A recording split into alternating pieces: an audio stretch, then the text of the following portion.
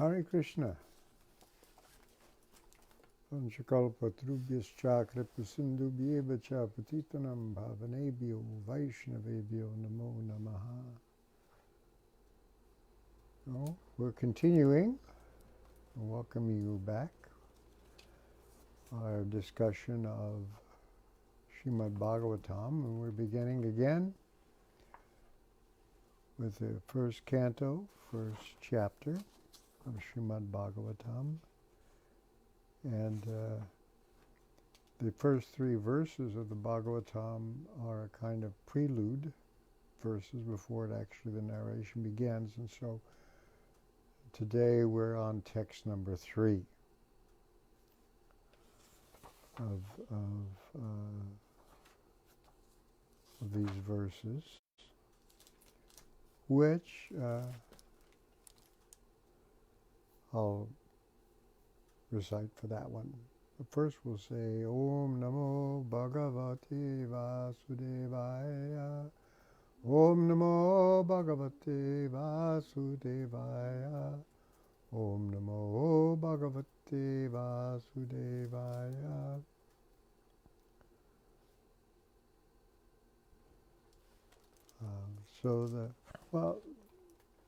Text 3 goes like this.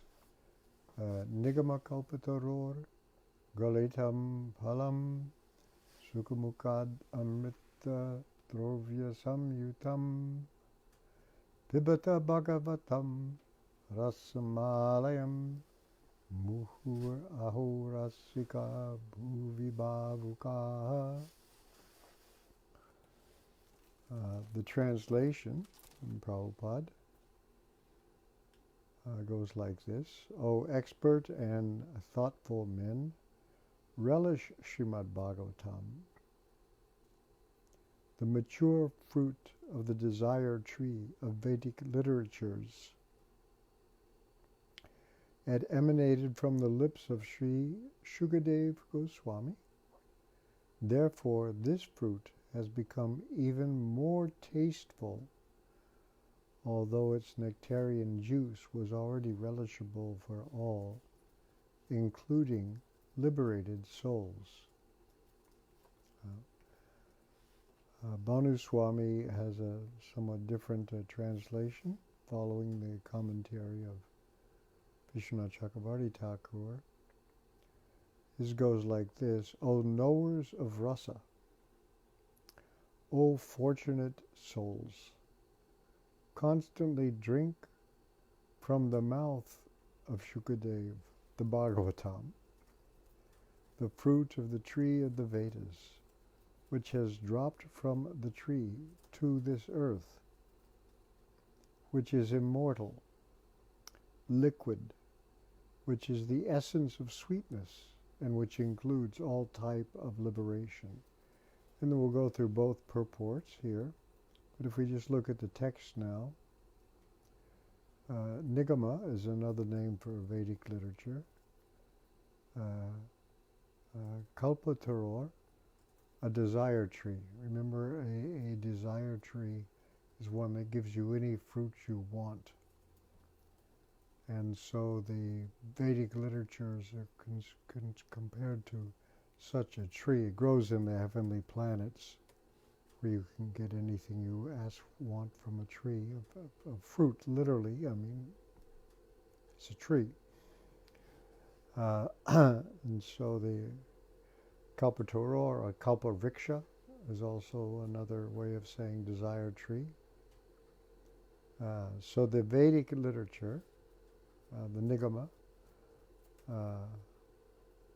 is a kalpataror, because it provides for everything. I mean, Veda means knowledge, and so it's the complete from everything from, how to set a table, to how to eat, how to, all kinds of everything is prescribed in there for the different varnas and so on. So Nigama Kalpataror, the Vedas are like this tree, which gives you whatever. Galitam param, but there's the Galitam, the fully mature or ripe fruit of Vedic knowledge. Now, the word Galita in Sanskrit means to drop, or to ooze, or to trickle down, to follow. So it means there's a fruit that's like really ripe. It's ready, it's full of juice, and it's oozing or dripping or dropping. You know, this is this fully matured fruit. Sometimes it's even one that's already fallen on the ground, you know, because it's so ripe. So this is this galitam, fully matured fruit. So you can get anything you want, like Alice's restaurant in the Vedas. So here you can get this, Vedas, you can get this from the desire tree of the Vedas, this galitam phalam. And then it sukha mukhad, from the lips of Sukadev Goswami, says here in the word for word, the original speaker of the Bhagavatam. So shuka also means parrot. So they're saying that if there's a fruit on the tree that's really ripe and delicious, that the parrot pecks at it and breaks the fruit, it becomes even better. So this idea of Sukha being the guy who first presents this, you know, he's a parrot. And one repeats what he's heard too, parrot. Amrita drovya samyutam. It's nectar, which is drova, which Prabhupada says in the word for word, semi-solid and soft and therefore easily swallowable.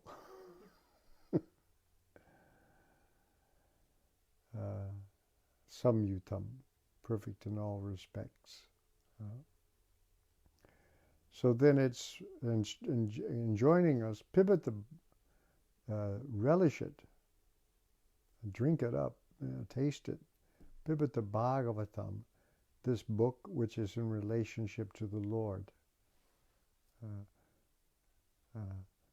The Lord is Bhagavan, so the book is Bhagavata. And so Prabhupada it is the book dealing with the science of the eternal relationship with the Lord. So what should you drink?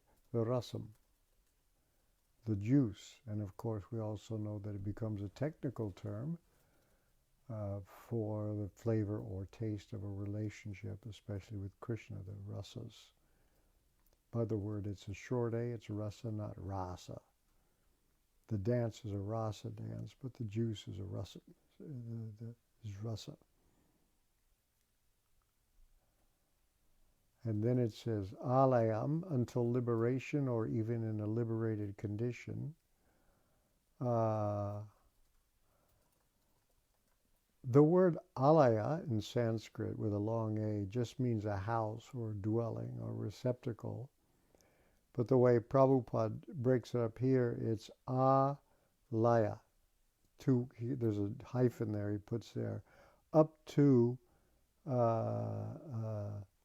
becoming absorbed in it, or laya is another word that can mean, in the dictionary, melting, dissolution, disappearance, absorption, and so it's here it stands for liberation, until liberated, or up until or into this liberation. Otherwise, alaya is a place, the abode, you know. Himalaya is the place of the snows, the abode of the snows. So this is this word alayam, up until liberation or even in the liberated condition. And then addressed aho rasika.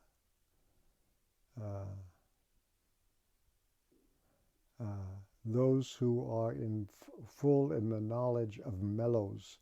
And Prabhupada had used this word for rasa, mellow, using Bhaktisiddhanta's word, which is a kind of in standard English is kind of old-fashioned, but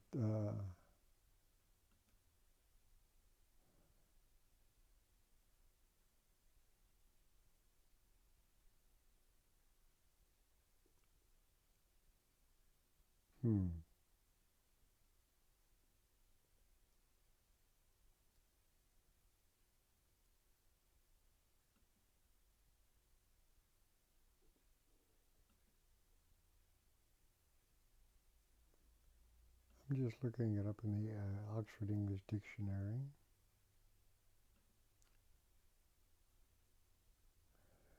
Yeah, in English, is generally mellow is an adjective referring to fruit that's soft, sweet, and juicy with ripeness,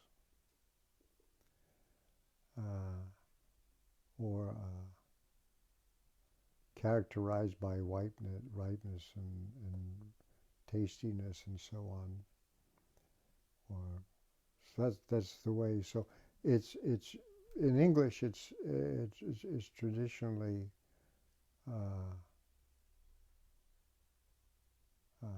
an adjective, but Bhaktisiddhanta uses it as a noun to refer to a mellow. But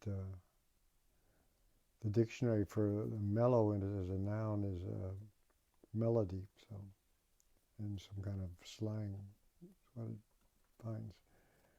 So, but Prabhupada uses this word mellows, meaning rasas.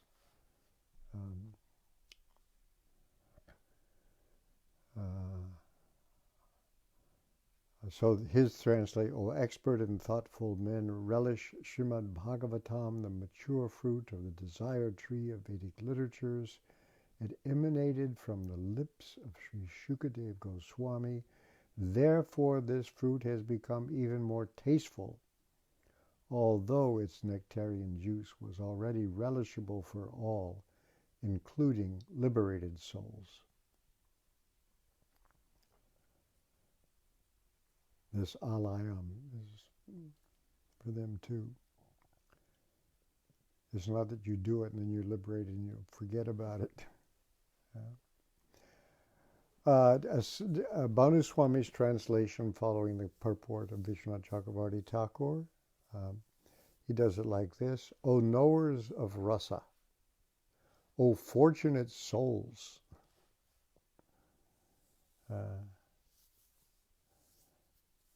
constantly drink from the mouth of Shuka.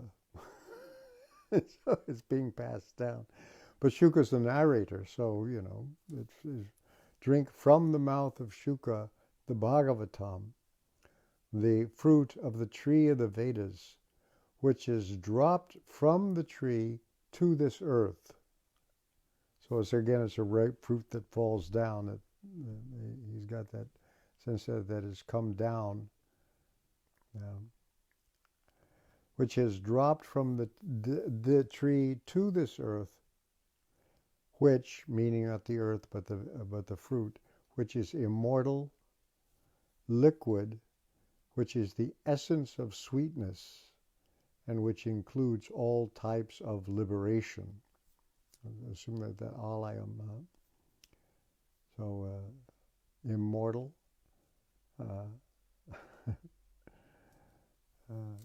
All those things are there.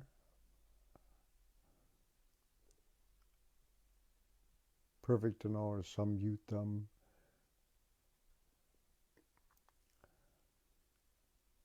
So here, Prabhupada's purport.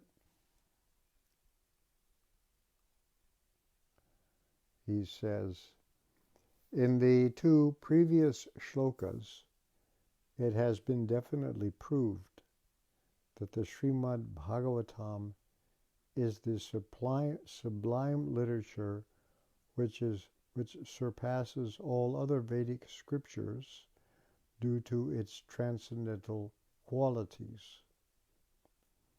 It is transcendental to all mundane activities and mundane knowledge.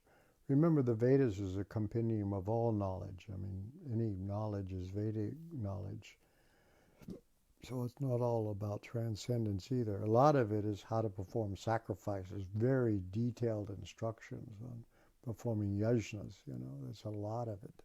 You had to memorize it all and memorize all the verses. So remember, the sacrifice was usually often done, to get a son or to get a job or to get what.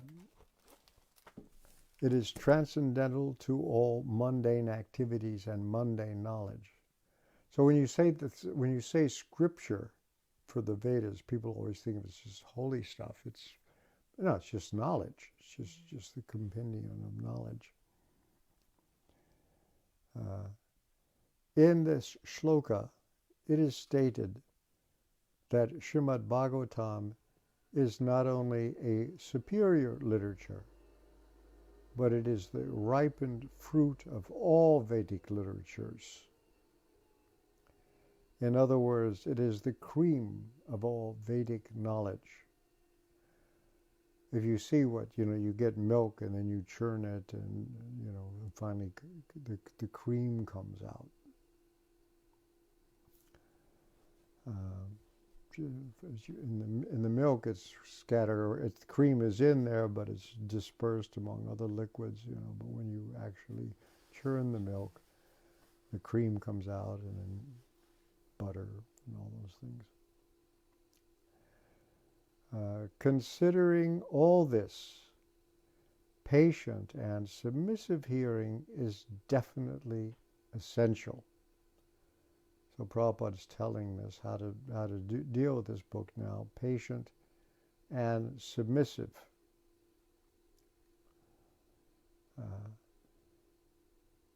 You don't argue with every sentence. Or if you don't understand it or don't agree with it, that is fine to discuss it, but you should think of it. Here it is, it's handed down to us. Now try to understand it, and let's see what all the things you don't understand are. We can discuss all those, and things that seem to disagree with what we think we know. With great respect and attention, one should receive the message and lessons imparted by the Srimad Bhagavatam. The Vedas are compared to the desire tree because they contain all things knowable by man. See, it's like the encyclopedia of everything. They deal with mundane necessities as well as spiritual realization. There's, for example, Ayurveda, medical knowledge. That's also Veda. So many things are there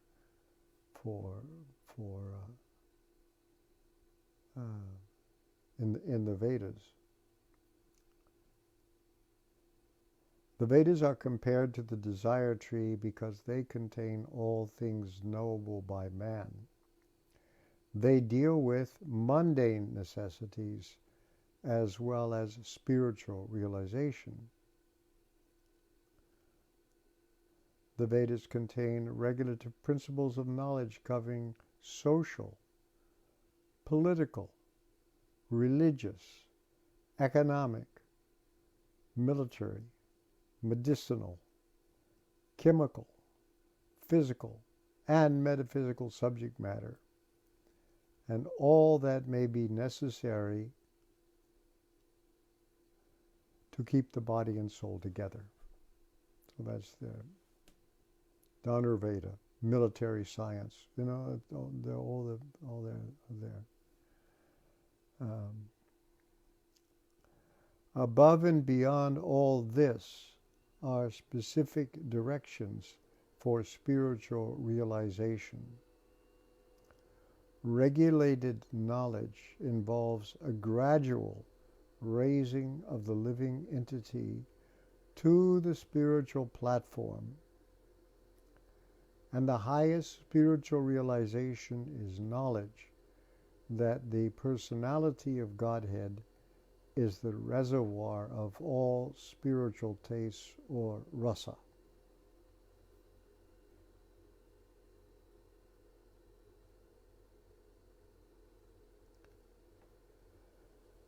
Every living entity, beginning from Brahma, the firstborn living being within the material world, down to the insignificant ant. We see that little bugs. I use the word ant, but whatever, tiny little thing there, from the biggest to the smallest. So every living entity, beginning from Brahma, the firstborn living being within the material world, down to the insignificant ant, desires to relish some sort of taste derived from sense perceptions. It's true. As far as we know, people are doing that. These sensual pleasures of sense perceptions, of sensual pleasures, are technically called rasas. Such rasas are of different varieties. In the revealed scriptures, the following 12 varieties of rasas are enumerated. Now, where this list comes from is actually in consideration of drama. When there are dramas, the idea the act is done to induce in the audience certain emotional reactions and feelings. That's what a drama does. You know, you see a horror movie and you know it's a movie, but you're grabbing onto your seat, because it's got that particular thing there. And then somebody wonderful is in danger, and you feel protectiveness. So the point of these of drama and literature is to enumerate and develop these feelings, these rasas, and then play with them and mix them up and take you to a different state.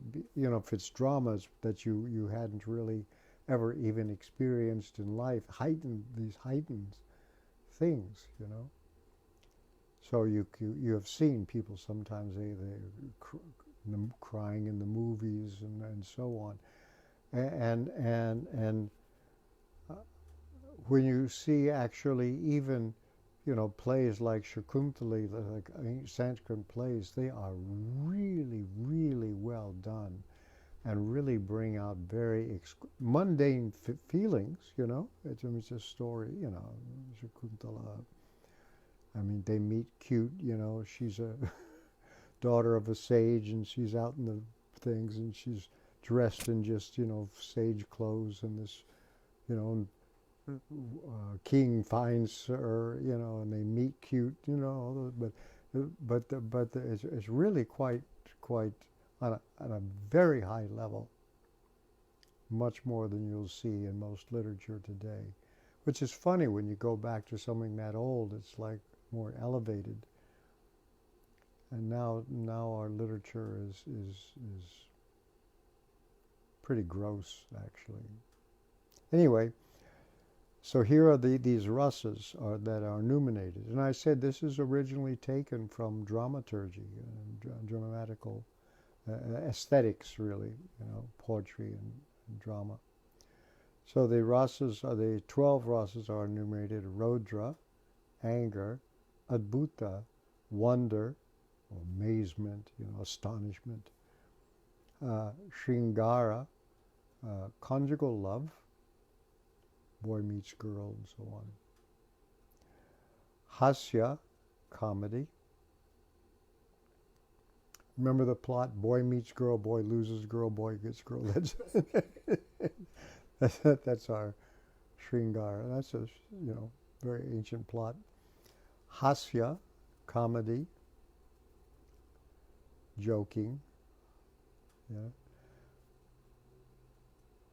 I had a godbrother I don't know what happened to him, but his name was, Prabhupada named him Hasyagrami, one who makes the whole village, the village clown, Hasya. Veera, chivalry, when people perform big, amazing feats of protection for others and so on. Noble in battle and like that. Daya, mercy. Dasya, servitorship, that feeling of wanting to do something for somebody. And it's natural too, I remember when big baseball players would come to our fairly small town or nearby town, and the kids would gather around, Joe DiMaggio or so. Can I carry your bat? Can I carry your mitt? You want to do something for the great person. Can I? Sure, kid. That's Dasya. Sakya, fraternity, brotherly love, as they say. Our city of Philadelphia is supposedly the city of Sakya Rasa, fraternity.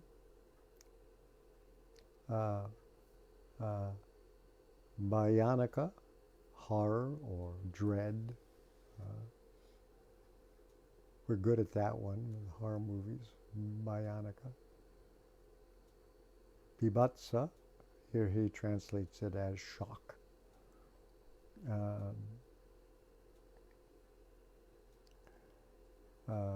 Shanta, neutrality, just mellow, and Vatsalya, parentalhood.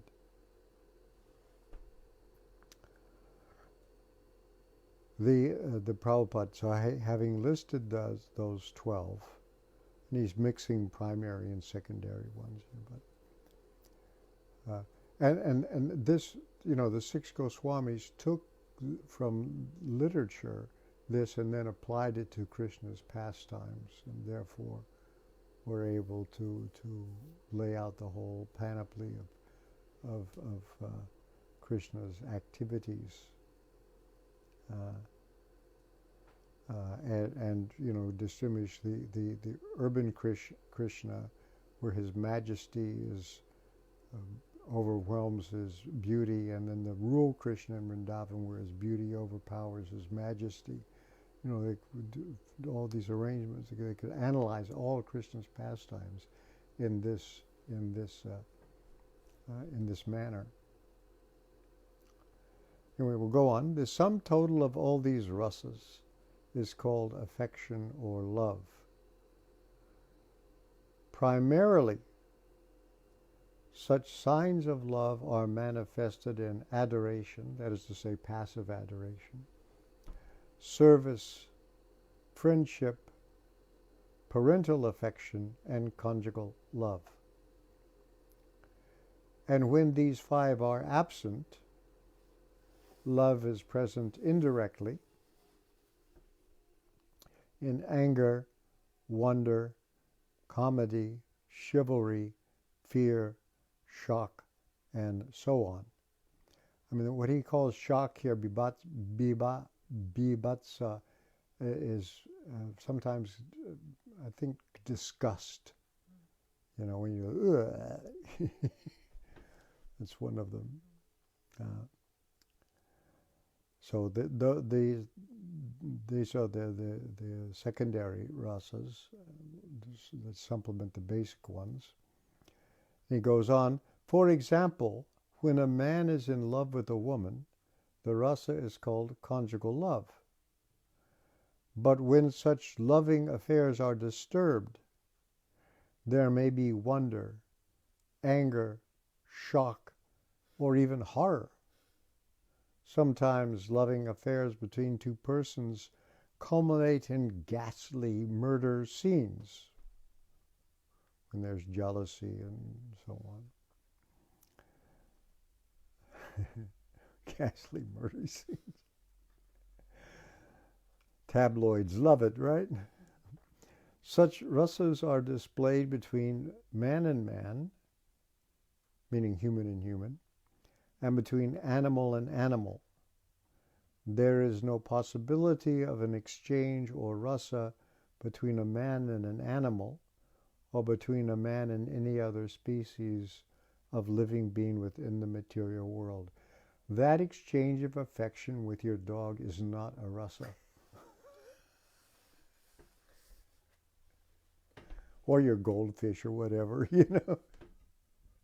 You may love it, but there's no rasa. When the Prabhupada said that when a dog licks your face, it's seeing how you'll taste when he eats, because they eat corpses. Just to let you know. But it says here, there's that whatever there is between humans and animals are not rasas. Despite Lassie or whatever, you know, Benji, the story of a dog, come home, Benji, and we miss you. Anyway, the rasas are exchanged between members of the same species. But as far as these spirit souls are concerned, they are one qualitatively with the Supreme Lord. So here he's probably saying, so you may wonder, okay, they're not between a human and an animal. What about God and a human? Well, now he's saying, why? How is there a rasa in that case? He says, because they are qualitatively one with the Supreme Lord. Therefore, the rasas were originally exchanged between the spiritual living being and the spiritual whole, the Supreme Personality of Godhead. The spiritual exchange or rasa is fully exhibited in spiritual existence between living beings and the Supreme Lord. Now you see the idea here that Prabhupada is introducing, which is really different for people who are raised in the Semitic religious traditions, you know, those, or Islam or Christianity or Judaism, is the difference between the humans and God is so great, awe and reverence is so huge, that there's not much intimacy. And God is already so full of happiness in itself, he doesn't need the humans either, or the creatures that he creates for his own. And so this is a very different idea. I know what the word I was looking for. The Abrahamic faiths, that's what we used in religious studies, the Abrahamic faiths, coming from Abraham. That means Judaism, Christianity, and Islam. In the Abrahamic faiths, there's always this strong sense of separation from God, and subordination and awe and reverence. That's generally the feeling that's there. And so to those people raised or born into those traditions, this is very... And of course, that awe and reverence is also there in the Vedic thing. I mean, you have those kinds of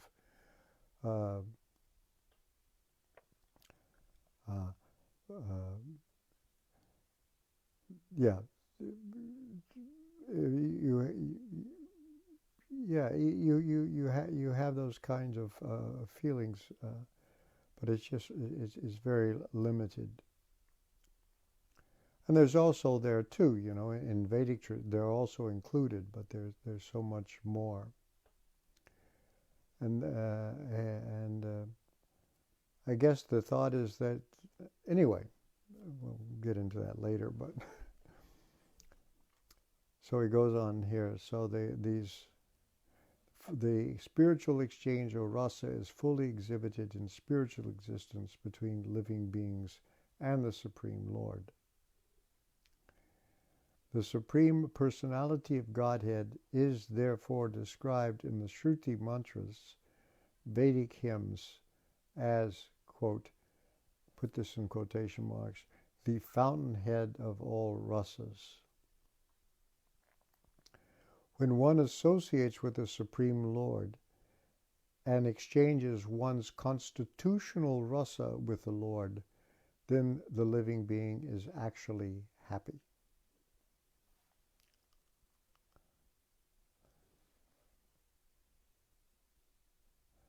These Shruti mantras indicate that every living being has his constitutional position. That's what you're made of, which is endowed with a particular type of rasa to be exchanged with the personality of Godhead. So when he says constitutional, it's what makes you up. In the liberated condition only, this primary rasa is experienced in full. In the material existence, the rasa is experienced in the perverted form, which is temporary. And thus the rasas of the material world are exhibited in the material form of raudra, anger, and so on. Therefore, one who attains full knowledge of these different rasas, which are the basic principles of activities, can understand the false representation of the original rasas which are reflected in the material world. So there the real thing is there, and here is a reflection. Dim reflection, or sometimes like a reflection in water, it's upside down. The learned scholar seeks to relish the real rasa in the spiritual form. That is the learned scholar. In the beginning, he desires to become one with the Supreme. That is to say, if the learned scholar is looking toward divinity, you may think in the beginning that that's what you want, to become one with God. Thus, less intelligent transcendentalists cannot go beyond this conception of becoming one with the spirit whole without knowing of the different rasas. So that's the Mayavada position. You lose your individual identity, and when you do that, there's no taste of anything. In this shloka, it is definitely stated that the spiritual rasa, which is relished even in the liberated stage, can be experienced in the literature of the Srimad Bhagavatam due to its being the ripened fruit of all Vedic knowledge. So this idea of liberation doesn't mean it's the end. It's just the beginning where you can actually begin experiencing tastes that is ever increasing. By submissively hearing this transcendental literature, one can attain the full pleasure of his heart's desire. He's pointing out that don't think you're going to be missing out on anything. Full satisfaction, that's always increasing. You never get tired of it. Krishna never tells the same joke twice.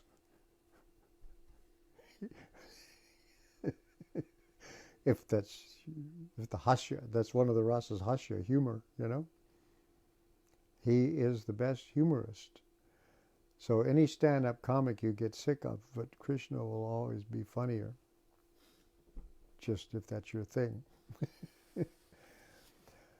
So you can attain the full pleasure of his heart's desire. But one must be very careful to hear the message from the right source.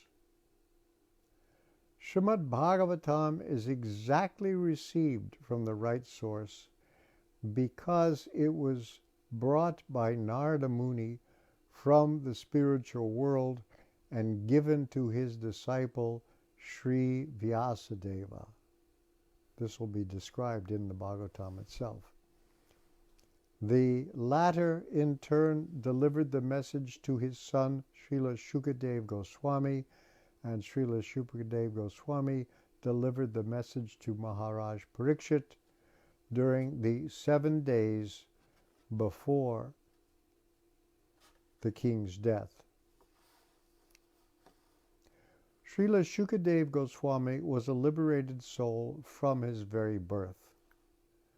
He was liberated even within the womb of his mother. We'll understand how that happened. And he did not undergo any sort of spiritual training after his birth. At birth, no one is qualified, neither in the mundane nor in the spiritual sense. But Sri Shukadeva Goswami, due to his being a perfectly liberated soul, did not have to undergo an evolutionary process for spiritual realization. That's a great story, but I won't tell it here because we only got 5 minutes left. Yet, despite his being a completely liberated person, situated in the transcendental position above the 3 material modes, he was attracted to this transcendental rasa of the Supreme Personality of Godhead, who is adored by liberated souls who sing Vedic hymns. Because he was in his womb and liberated, while in the womb he heard the narration of Bhagavatam, decided to come out because there was more than just liberated. So anyway, we'll find out about that. It's a great story. The Supreme Lord's pastimes are more attractive to liberated souls than to mundane people. Yet mundane people can't really appreciate it, or they think it's just some kind of, material thing. But when one actually becomes situated transcendentally, then you can also taste it. Even in the material world, sometimes people, for example, can't appreciate very much the music of, say, Bach. But if they get trained, then they experience a taste that ordinarily is much more exquisite and higher and long-lasting. Like pop songs change all the time because you get sick of them. But you can listen to the same, like Johann Sebastian Bach, over and over again and always find something new. I mean, that's just a higher level. And so this is on the spiritual, completely spiritual level.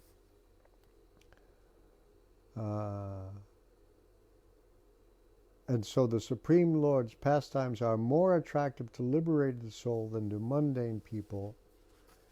He is of necessity not impersonal, because it is only possible to carry on transcendental rasa with a person.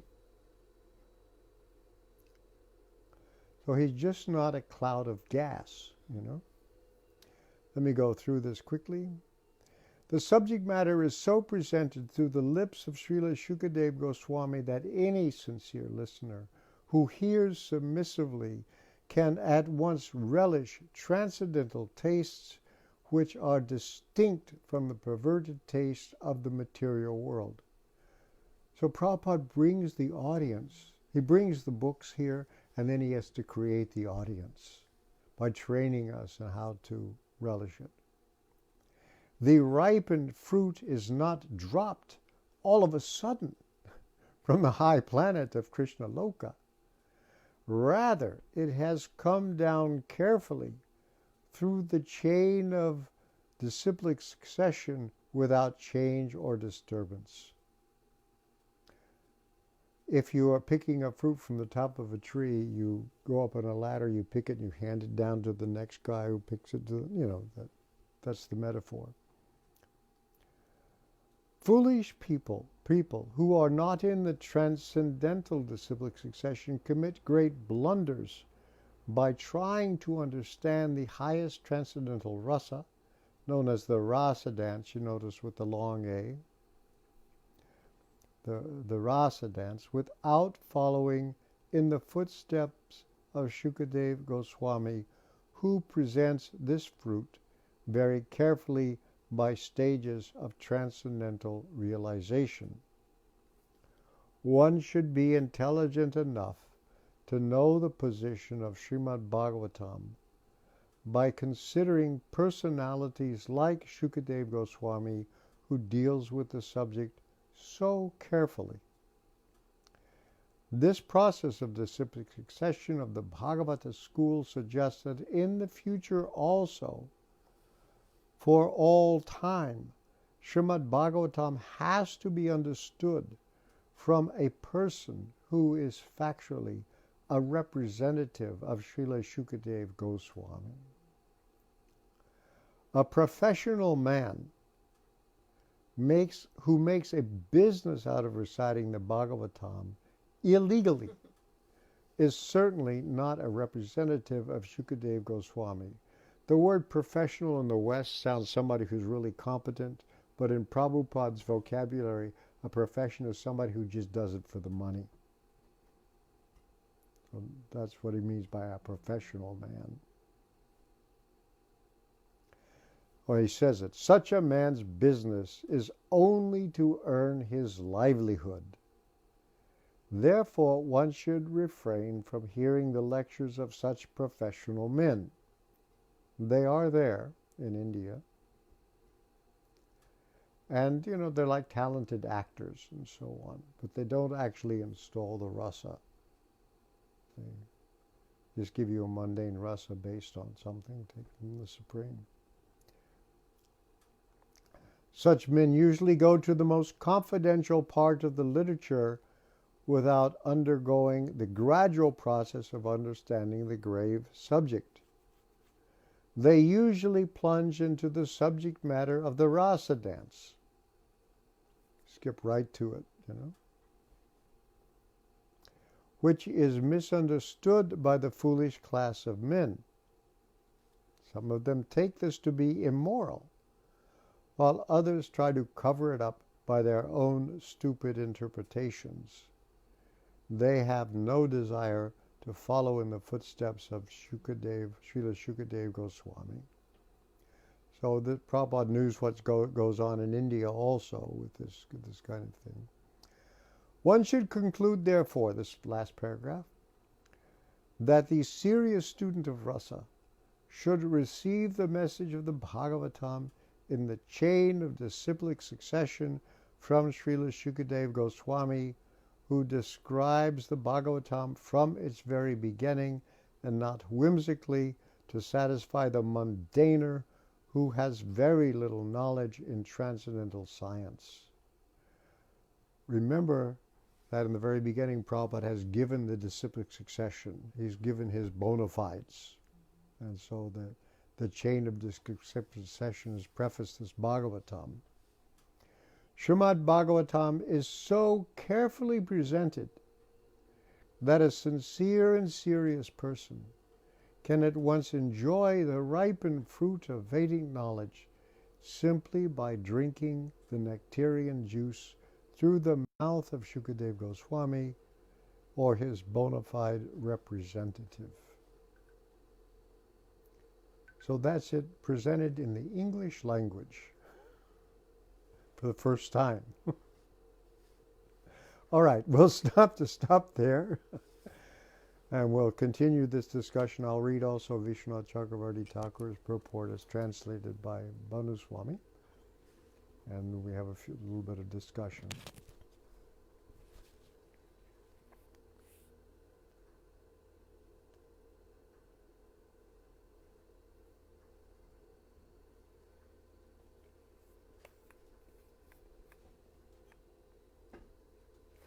For those of you on Facebook, go ahead and type your question into the comments section underneath the screen. If you're on the phone, you can press *6 and that will unmute yourself to ask a question. And everybody's also welcome to use the chat box on Ravindra Svarupa's website, rsdasa.com. And as people are sending in their questions, I just want to make a quick announcement for all of you who would like more. Starting on Tuesday nights, Ravindra Svarupa is going to start doing a reading of Krishna book. And we'll be live broadcasting here on Facebook. We'll also be using Zoom. And for those of you who like to call in by phone, there'll be an option for that. And more details will be coming out soon. We're thinking of starting this Tuesday at 7 o'clock for about an hour, 7 p.m. Eastern Time, U.S. Eastern Time. More news to come about that today. So, let's get started here. Vijay Krishna Prabhu, he asks, related to 113, where I find the synonym Nigama, the Vedic literatures, Lord Chaitanya spent his last 12 years at Puri, surrounded by his most intimate associates who used to recite Vedic passages, in order to alleviate Lord Chaitanya's feelings of separation from Lord Krishna. My question is it that the utility of the Vedic literatures is to take us closer to Krishna? How close? Well, at its highest level, very, very, very close. And it depends upon your own particular relationship with Krishna. The people are in different relationships, so some may cherish Krishna as a child, some as a master, some as like a brother or like that. So these are friendship relationships, and they're very, very close. And remember, whatever feelings are being exchanged, it gets better all the time. It's ever increasing. Krishna jokes are always new. You've never heard them before. Everything he does is, he's supreme. So whatever you want, don't think that you'll be missing out anywhere. There'll be full satisfaction.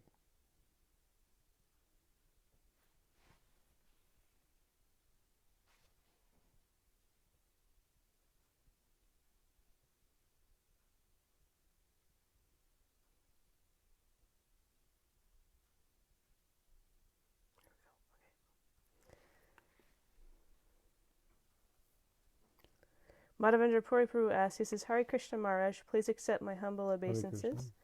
All glories to Srila Prabhupada. In the Vedanta Sutra, it is explained that Krishna established this material world for Leela. Going off the angle of drama theory, could we suggest that through the process of Nishkama Karma Yoga of the Bhagavad Gita, that a spiritual practice in this life could be to be a method actor, so to speak, in the drama Krishna has written out for us, living our, quote, material life for Krishna and his Leela? Your servant, Madhavendra Puri Das. P.S. I mean this in an aspirational way. I'm not trying to use this as a license to be a sahajya. Okay. I'm sure we're here to develop and establish that relationship, and that's what spiritual progress means. And we're also assured that even if we don't complete it or go all the way, because we've used our human form of life for that purpose, next birth we pick up where we left off and keep on going. So there's no loss, even if for some reason we are interrupted in our efforts.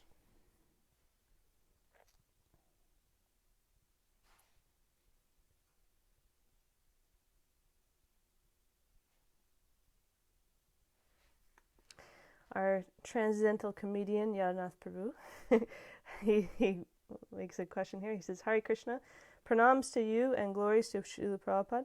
To your knowledge, is there maybe some obscure shastra somewhere that uncovers some of Krishna's stand-up material? If so, would it be an offense to steal it? I will leave that to you to pray to Krishna to I mean, he's called, he is the Hashagrami, the village clown. So I don't know exactly where all that's recorded, but there's always more.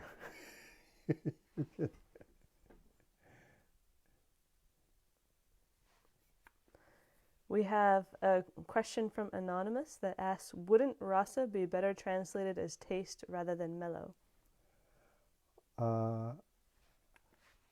Yeah, I mean, this is Prabhupada's using the word mellow, and it was used that way in the late 19th century, English, you know. And so he used that word because it was Bhaktisiddhanta's word. But and if you say a taste, people don't know what that means either. So you may want to have. But what we can do is just say rasa.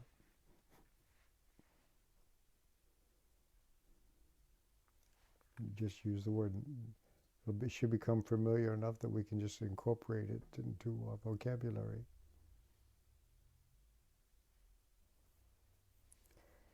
Vijay Krishna Prabhu asks, this is also related to 113, where I find the synonym Bhagavatam, the book dealing in the science of the eternal relation with the Lord. My question is, on the path back home, back to Godhead, which is the first item to be realized, eternity, knowledge, or bliss? They all three arise simultaneously. They're all important. I mean, if you're a devotee, yeah. But I think probably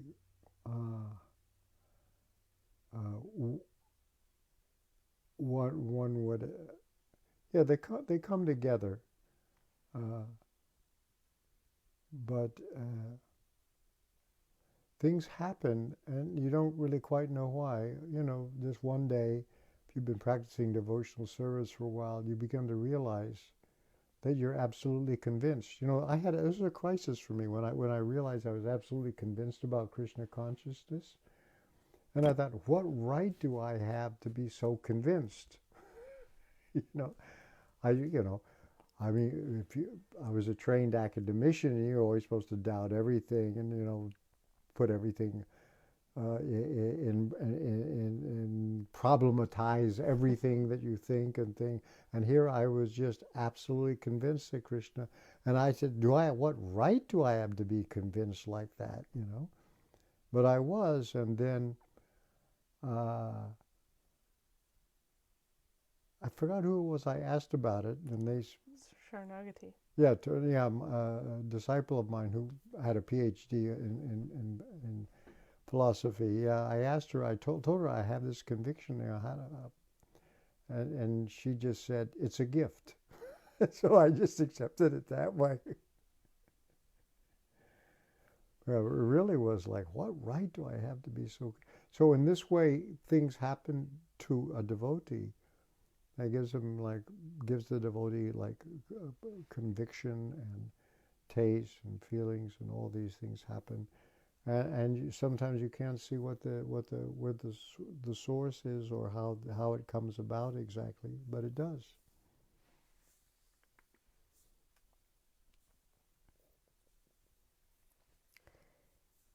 Mahariti Prabhu, he says, Dear Ravindra Svarupa Prabhu, please accept our humble obeisances.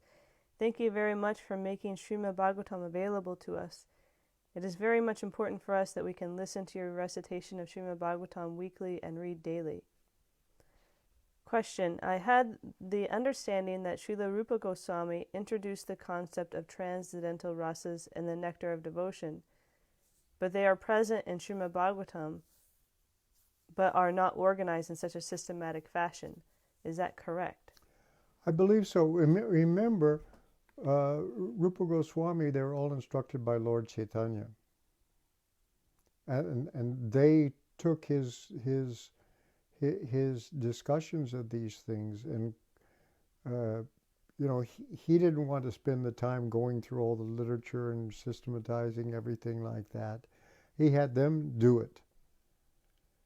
And they were expert in many, many different languages, and so them, and under the guidance of, even after Lord Chaitanya left, the Swarup Damodar, they went and they spent the rest of their lives working on systematizing the teachings of Lord Chaitanya and making it very, very rigorously worked through and understood and analyzed and presented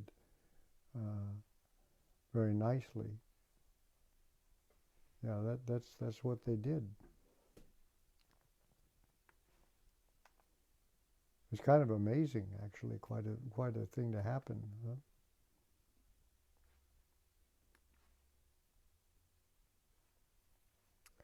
Vijay Krishna Prabhu also asks, this is again about verse 3, where I find the synonym bhavuka, expert and thoughtful.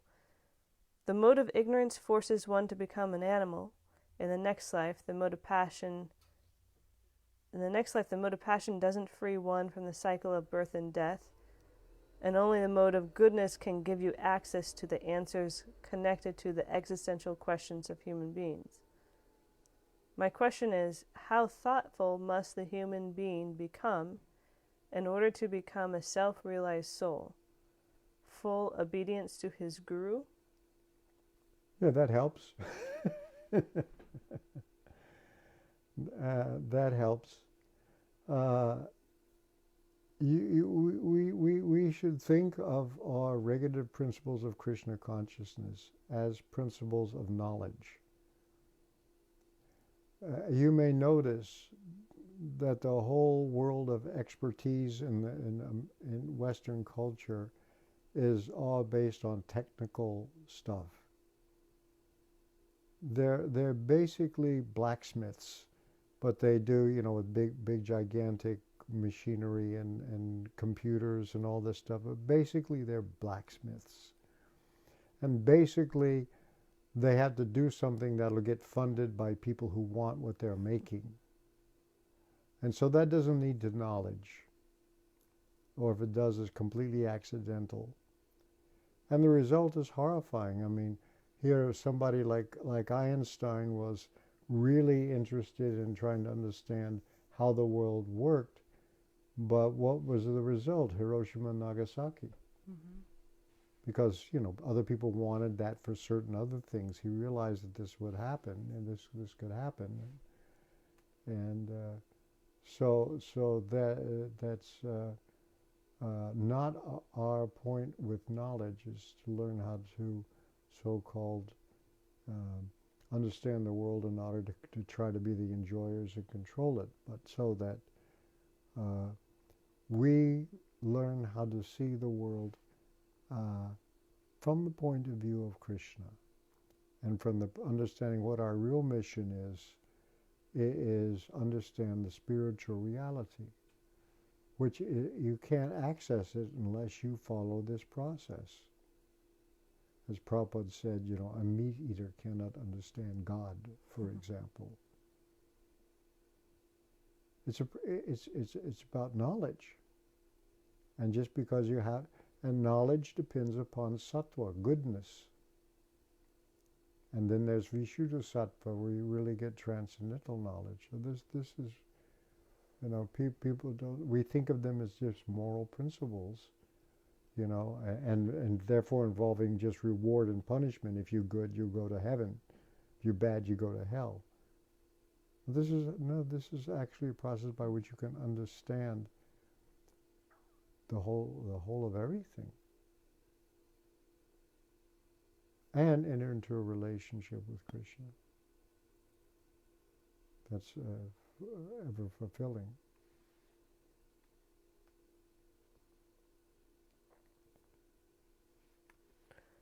Madhavendra Puri Prabhu asks, I understand Krishna has 2 dogs. Is it only earth dogs that don't participate in rasa? Yep.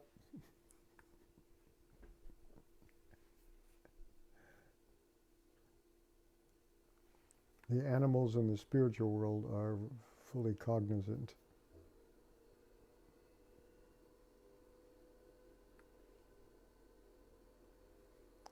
And just to finish up here, Gaur Shakti Prabhu says, Hare Krishna, dear Gurudev, please accept my humble obeisances. Thank you so much for a wonderful class. Looking forward to hearing Krishna book. Bhaktin Pala says Hare Krishna, and Kendra Prabhu says Jai Jai Namaha Namaha. Hare Krishna. And everybody. And Madhavendra Puri Prabhu gives you a thumbs up. Thank you. And we have one more question here. What are the names of Krishna's 2 dogs? I don't know their names, actually. Madhavendra Puri, do you know? What are the names of Krishna's 2 dogs?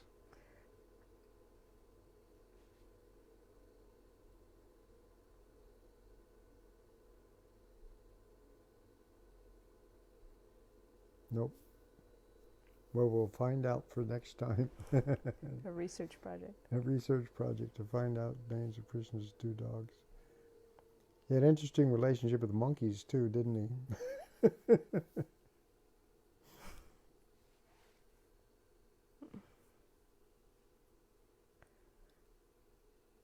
Madhavendra Puri says Google probably knows. Yeah. Instead of saying the saying goes God knows, now you say Google knows. Google knows. Google only knows. Okay, I think that's it for today. And okay. Well, so we'll and Canto Bhakti just says thank you, Gurudev. And Madhavendra Puri Prabhu says Brahmarka and Viagra. There you go. Brahmarka and Viagra. Bhakta Google does it again. Oh, it does it. Does it? I don't know.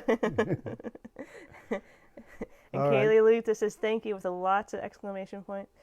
And Lavanga Manjari says excited for Krishna book. And yes, so Tuesday night for Krishna book, and we'll be putting out the announcement today about how to tune in. And we have a message.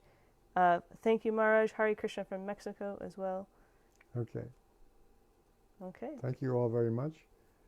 Srila Prabhupada ki jai, Srimad Bhagavatam ki jai, and Krishna book too.